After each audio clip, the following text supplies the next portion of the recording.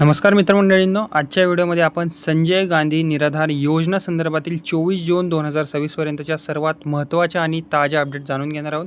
राज्यातील लाखो निराधार विधवा महिला किंवा दिव्यांग व्यक्ती, गंभीर आजारग्रस्त नागरिक आणि इतर पात्र लाभार्थ्यांसाठी आजची माहिती ही अत्यंत महत्त्वाची ठरणार आहे. ओके, तर मित्रमंडळींनो, महाराष्ट्र शासनाची संजय गांधी निराधार योजना ही जी योजना आहे ती आर्थिकदृष्ट्या दुर्बल आणि निराधार नागरिकांना मासिक आर्थिक सहाय्य देणारी महत्त्वाची योजना आहे आणि या योजनेमुळे अनेक कुटुंबांना आर्थिक आधारसुद्धा मिळत आहे.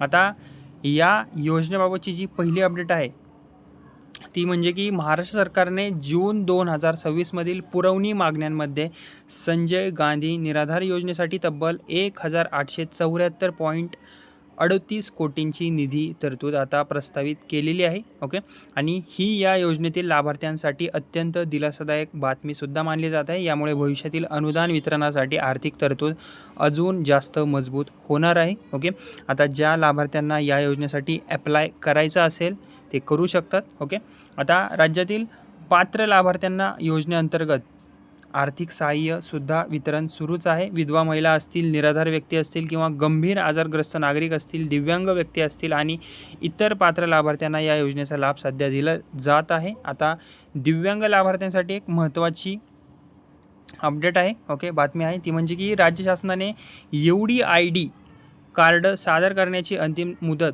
30 सप्टेंबर 2026 पर्यंत ठेवलेली आहे. ओके, जे दिव्यांग लाभार्थी असतील त्यांना निश्चितच हे माहीत असेल UDID.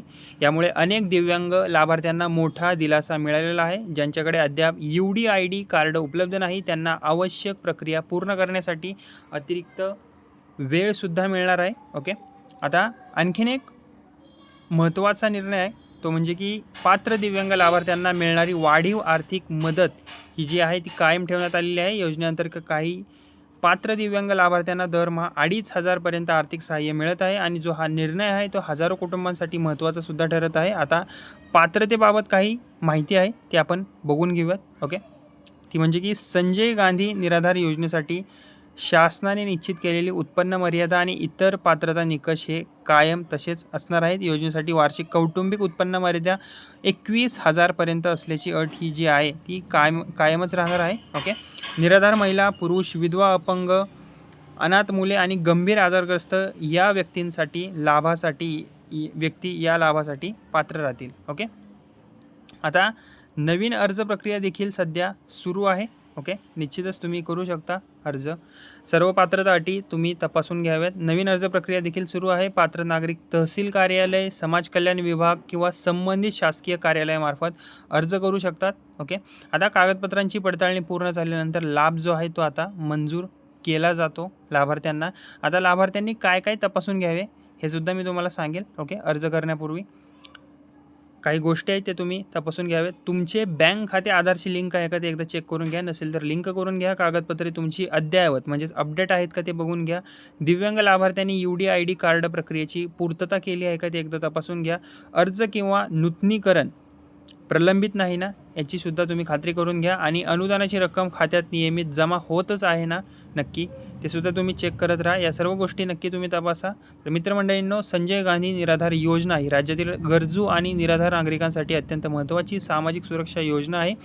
शासनाकडून निधी उपलब्ध करून दिला जात असून पात्र लाभार्थ्यांना आर्थिक सहाय्य देण्याची प्रक्रिया जी आहे ती आता सुरू आहे. तर ही होती संजय गांधी निराधार योजना 2026 संदर्भातील 24 जून 2026 पर्यंतची सर्वात ताज्या आणि महत्त्वाच्या अपडेट्स. जर तुम्हाला हा व्हिडिओ आवडला असेल तर व्हिडिओला लाईक करा. आपल्या मित्रपरिवारांपर्यंत ही माहिती नक्की शेअर करा आणि अशाच सरकारी योजना, ताज्या बातम्या आणि महत्त्वाच्या अपडेट्ससाठी आपल्या या बडी चॅनलला सबस्क्राईब करायला विसरू नका. धन्यवाद.